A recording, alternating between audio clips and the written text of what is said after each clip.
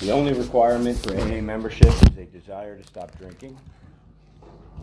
All right, and I am going to introduce my speaker for this evening. I met Bryan a little while ago. I've seen him come here, and I haven't got to hear his message yet. So when he walked in about 15 minutes ago, or 20 minutes ago, I asked him if he would speak, and he was so kind to say yes. So please help me welcome Bryan. Thank you. Thank you very much. Bryan, alcoholic. Hey, Bryan. I guess we'll go with the date. May 29th, 2020 is my sobriety date. I do have a sponsor. I do work the steps. I still work the steps. I've gone through it a couple of times with my sponsor for me, and then being able to sponsor someone else. So I went through them again with a different point of view of how I could relay this message that was relayed to me further along in my sobriety. How it was, it's I had a very good childhood. We didn't have money, but my parents loved me. I was an only child. There was one bad incident with a neighbor, but outside of that, I had a decent childhood. But I experienced the isms of alcoholism at a very early age. I was 7 years old. I asked my mom, I'm dating myself now, to get the phone off the wall. And I was calling this number, and she's like, "Who are you calling?" I said, "Child abuse hotline. Maybe you'll start treating me a little better." And she's like, "What? Give me that phone. I'll give you something to call them about," right? Like, they never hit me, ever. Never punished me, never hit me. But, even when I was this young, I'm looking for something better, something more. I had the isms. I ran away when I was 8. My mom, because she's a good mom, helped me pack my bags, gave me my teddy bear, sent me on my way. I came back 6 minutes later because I'm not allowed to cross the street without an adult. But I was always searching, right? So with these isms, my father saw it very early in me as well. My father's an alcoholic. When I was 1, he went into the program, and he died 30 years in the program. So when I was 31, he passed, and I have to contribute. He gave me a lot of, besides good things to think about, like red flags. Like, he said, everyone's bottom is a little different. Some are worse than others. You're going to have to know yours. Like, he was setting me up for once you start knowing that you're drinking, you're going to want to get into AA. But my childhood was, again, pretty decent. Played sports. Was friends with every single group. And then about 16 is when I first started drinking. I was in I slept over at my best friend's house. His parents went away for the weekend, and we went down in his basement. He's like, "It's drink." I was like, "All right." And I had I do say this a lot. It was my first and last Jenny Cream Ale I've ever had. Was that night. And then we went to a Budweiser. I didn't like it. We went upstairs, and he's like, "Well, try my mom's stuff," and it was a liquor cabinet. And after 3 or 4, I would say, successful attempts of trying different things, that euphoria kicked in, where even though I didn't think I was being bothered by much, nothing else mattered. I hope someone can understand it. Like, I was just like, this is it. Like, this is great. I didn't care if I was going to get in trouble. Like, a lot of my worries, my personal problems, things that I didn't realize I had, like the manic depressiveness, the higher anxieties. I didn't really realize I had those, but it was like a huge weight was lifted once I started drinking. And from that day on, alcohol is making a lot of decisions for me, and I didn't even know it. Like going into my senior year, besides football, I stopped playing the other sports because a lot of tournaments were on weekends. There was practicing, and that would cut into my drinking already. I wasn't drinking every single day, but I wanted to keep my weekends open because those were the days I could drink. And I made those decisions not to play based on alcohol, and just thinking, I was telling myself it was just fun. It was you want to enjoy your senior year. You want blah blah blah. Whatever the rationalization and justification I would give myself, because when I started drinking, we can justify almost anything or rationalize every bad moment that we've had, and say, well, at least I could. I don't mean to throw you guys in with my isms. So from there, I went to college. I went to Westchester University. I was there about 5 years, and still didn't graduate. Apparently, you got to go to class or something like that to graduate. Like I just couldn't do it. Like I set the scheduling up that I would hit all my classes in the morning, so I could have the afternoons to go out drinking. It worked until the next morning. Then I couldn't get up for those classes. I was like, oh, maybe I should have afternoon classes. Following semester, I switched it to afternoon classes. But then the guys wanted to go hit the bar, or were going to whatever it was. So then I started missing class. I didn't go to class. All right.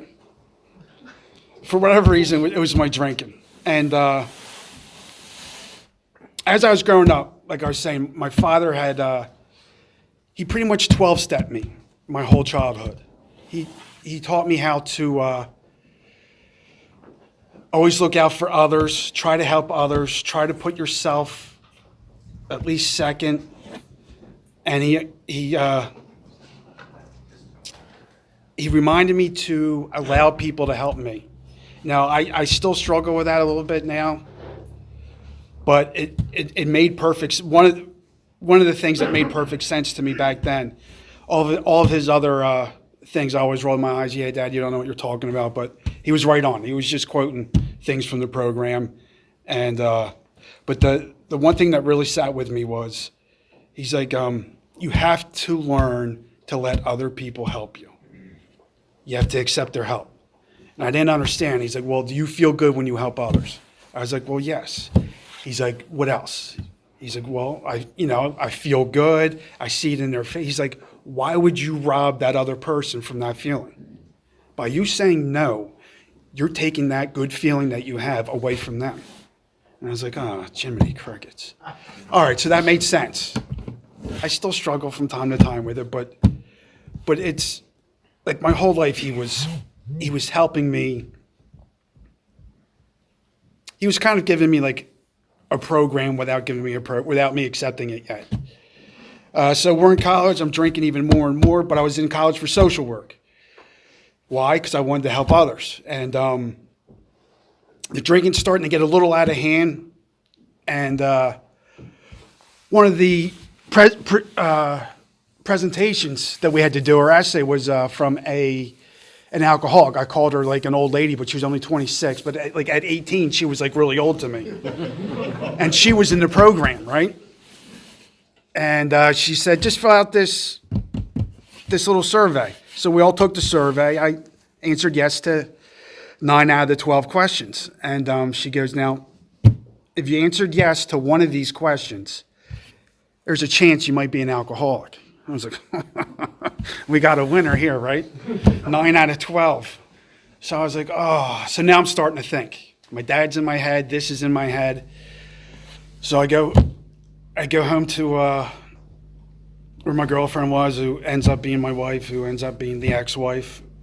I start talking with her, and she's actually helping me rationalize and justify all my bad habits. So I'm like, all right. There's 1 or 2 red flags, but I'm not accepting that I'm an alcoholic yet. I'm in college. I'm young. I'm just having fun. First job out of college, while she was finishing her master's, I started bartending. I did that for about a year, and then someone from Miller Brewing Company saw me bartending, liked my personality. He wanted me to interview, and then after the interview, he sent me to Milwaukee for training. My training got done in about a week or two. I came back home. My job was to go to bars, play games with people, and buy them Miller Lights. Now, they would pay me $500 a week to do this, and they would give me $500 to buy beer for people. So here comes my drinking career, right? Like, college wasn't enough drinking. Now I'm getting paid to drink. So I'm drinking more and more, and now I'm doing promotions every night of the week. I go to a happy hour, and then there's like an 8 to 10, and then I'll go somewhere else 12 to 2. And I'm setting up all these happy hours. I'm at all these promotions, which is drinking all night long. Now I'm not seeing my wife as much, right? And it starts to click a little bit. So I pull her to a side one day, and I'm like, "Hey, hon, is this bothering you?" Blah blah blah. Like, I was going through the whole deal, and she says, "Well, no, you're a hard worker." I was like, "Yeah, it's rough hours I'm putting in. I hear what you're saying. Like, this is tough." But realistically, she didn't want to hurt my feelings or set me off by saying, like, it was hurting her. She didn't want to be the cause of, like, why I wouldn't have been happy anymore, because she could already tell that if I wasn't drinking, I wasn't a real happy person. That the manic depressive, the anxieties all come back without that alcohol in there. And so this goes on, and then I work for a beer distributor, like a Miller Brewing Company distributing. So the whole time I was in sales, and it's getting worse and worse. Now, when I was with Miller Brewing Company, I didn't have to do the promotions anymore, but now I'm starting to lie to my wife, and I never did that. I would fudge, but now I'm straight out lying, saying, like, "Oh, I have a promotion, I got to do this, just so I can go out and drink." So now here's like the third red flag. I'm like, it's really starting to take its toll. Little did I know how much it was really, really hurting her, but I could sense it and rationalize it and justify that, well, I'm the one working, she's not working, she wants to be a stay-at-home mom, I'm allowed to blow off steam, all the excuses we use to keep us, well, I say you guys, me, all the excuses I would use to keep myself drinking. Then my father died suddenly, and when he did that, it really put a piece into my wife. Like, we built an in-law suite on to my parents, because my mom had rheumatoid arthritis since she was 18, so she was handicapped, and my dad had quadruple bypass, 2 strokes, so they needed help. And this is how loving she was. She's like, "Well, we'll live with them, we'll have our own place," and then, like, she had to, as much as I hated her at one point, it was all because of me, but she did have a big heart. But once he left this earth, things got worse, and my wife did pretty much what normal alcoholics do. We think a new scenery, right? If we just move somewhere, start over fresh, we're not going to have these problems. We're not going to have the people that I owe or the people I dicked over. Like, the problem is we're still bringing us with us, right? So her problem was she's still bringing me with her. So she's going to end up running into the same problems. Now I'm starting to run in with the law. Since we moved, I get 2 DUIs within a year and a half. And that was the fourth and final flag. I'm sitting in the back of the cop car, and I start to break down. Like I start knowing like this isn't for me. I can't stop. I have a God moment. I said, God, I need your help because I can't do this by myself. I can't. I know this is not what you want for me, but I can't do it. And I tilt my head back, and I'm like, please. And as soon as I tilt my head back, it was a bright, like yellowish light. I'm telling you, like the movies, right? Like I even when I still talk about it, I get the hair thing. And I'm sure if you look back at it, it might have been just the gas pump light or whatever. But for me at that moment, it was a God moment. Like I could feel it. And I said, all right, I will go to I'll go do a rehab. So another great characteristic of mine is procrastination. And so I kept putting it off. And I was like, you know what? If I just drink happy hour and get home before it gets late, they're not going to give you DUI until it only happens at nighttime. This is what I'm telling myself. It only happens at nighttime. So I'm leaving the bar, I get pulled over. It's still daytime, so I'm amazed, right? This is crazy. This is nuts. And I'm white knuckling it. I'm like, God, I know I just talked to you like 2 months ago, but I'm back, and I really, really, really need your help this time. I really need your help. And I didn't let go of the steering wheel the whole entire time. The police officer comes up, license, registration, leaves for 5-10 minutes. And before he gives me anything, he starts pacing back and forth right next to my car. And I'm still holding on to the steering wheel, like the car's going somewhere. And I hear him saying, I can't believe I'm doing this. I don't know why I'm doing this. Like he's talking to himself. I can't believe I'm doing this. And I'm sitting there like, I know why you're doing this. I know why you're doing this. And he threw the stuff in my lap and he says, you go right home. I said, thank you, God. I went right home, went to rehab the next day. Or like within 2 or 3 days. I got into rehab right away. That was another God moment. Now, I was born and raised Catholic, and the God then, for me, or my higher power then, was like a vengeful God, or he would deem me down, cast you to hell, but he loves you. Like it didn't really mesh for me. But again, foxhole. You got to fire something up. I was firing them up, and my father said, God answers every single prayer. Every prayer, He answers. He said, sometimes it's a lot later than you wanted it. He said, you want it now. You might get it in 4 or 5 months, and now you realize that's what you were wishing for. And he said, other times, the answer's no, but He will answer every single one. So after that was answered, I go into rehab, and unfortunately for me, I knew too much. My father was an alcoholic. I knew God. It wasn't really working. Like I was skipping through what they were saying.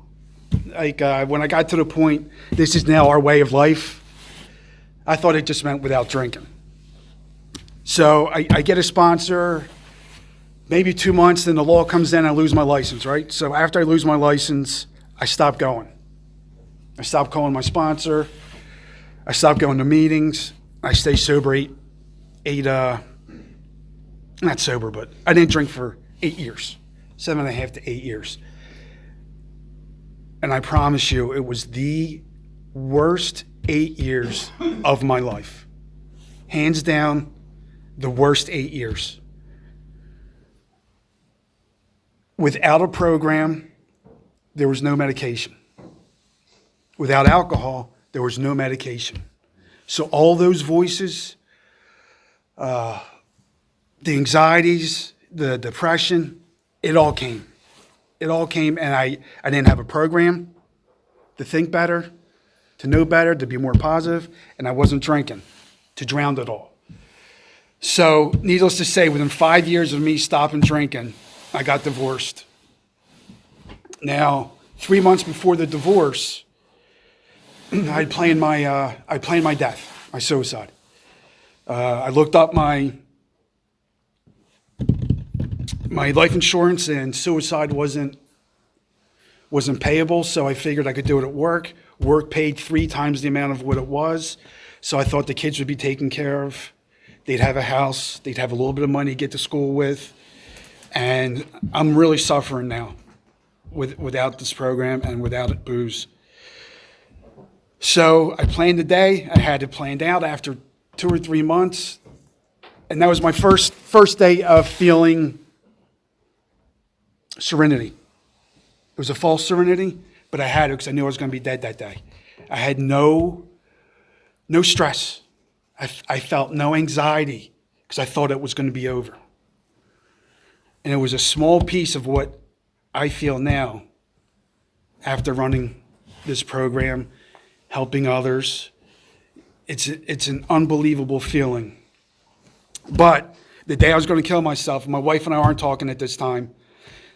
I'm speeding up because I'm running long. She comes home, and again, we're not talking. The first thing she says is, when you go to work tonight, ask them about a life insurance policy. Now, mind you, I'm about to kill myself in 3 hours. And I go, what? I said, we have one. And she says, no, I haven't paid that one in like 10 months to a year, so it's probably not good.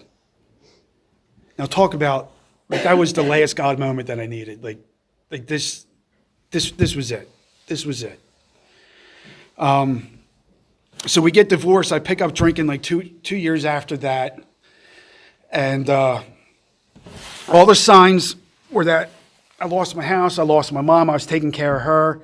I lost everything within a year and a half of drinking. The final 6 months, I tried quitting almost every single day. I know for a fact it was 50 days in a row. 50 days I said I would not pick up another drink. I know for a fact 50 days in a row I was drunk. I would drink a handle. I would work. I would get up at 4:30 in the morning.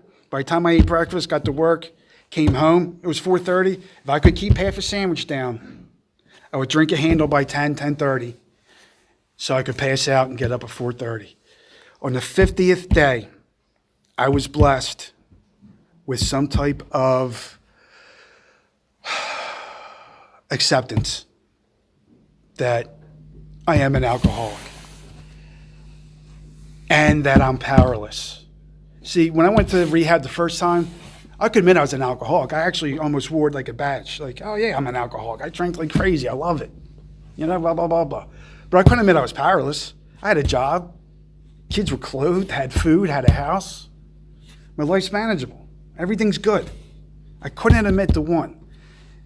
Now, living in my buddy's basement because I was homeless, trying to quit 50 days in a row, I could see and accept how powerless I was over this alcohol. Hell, it has completely ruined my life. And I finally gave it to God on the same day, within hours of me realizing it. I said, I need your help. I can't do this without you. And then I said, whatever it takes, whatever you want me to do, I will do. Again, the very next day, my cousin calls and says, how are you doing? I go, not good.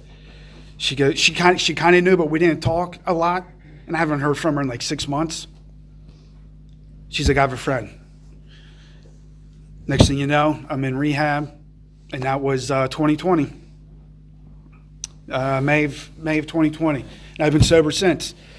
And it's not all peaches and cream. Just because I went through the steps, just because I follow a good program. But I swear, just like those 8 years were the worst years of my life, I'm almost coming up on 4 years, absolutely the best 4 years. I mean, besides my kids being born, but I mean like in a row of my life. Mentally, It's been unbelievable. And it's all because of you, this program, my sponsor, taking other people through the program, giving back so freely that what was given to me. This program has completely changed my life around. I was going to meetings early on, getting resentments, hating every single one of you. Every single one of you I hated. Oh yeah, I got my job back, I got this back, I'm talking to I was like, you were drunk like 4 days ago. And this is working for you, and I'm 3 months sober. This guy's got the greatest job. I'm sitting in a place, a recovery house with people I don't want to be in with, right? My car gets stolen the following month. I'm homeless 6 months after. I was homeless more sober than I was when I was drinking. God's honest truth. And I was okay with it. I know it sounds crazy. I know it does. But I was okay with it. Because I was like, there's something to learn from this. If there's not something to learn, who can I help? If I can't learn anything and I can't help anybody, how's it going to benefit me? And one of those three happens every single time in my situations. It's unbelievable, and it's because of all you guys. I used to roll my eyes and say, oh, this fucking guy. Like when people would share and say, oh, I love you and stuff like that, I'm like, oh, go pound sand, you don't even know me, right? I was inexperienced. I didn't realize what this program has done for me. It's changed my perspective 100%. 100% from complete negativity to, oh, I can't say complete positivity because I have my bad days. Let's not lie here.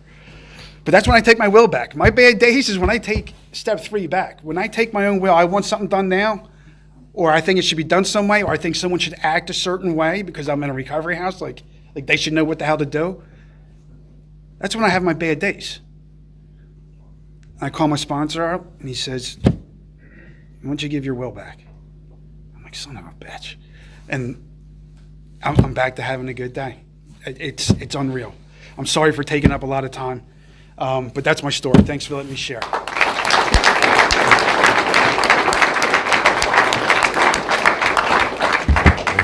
We'll take it Indian Valley 5. Thank you, Brian. Appreciate it, man. Thank you. Thank you.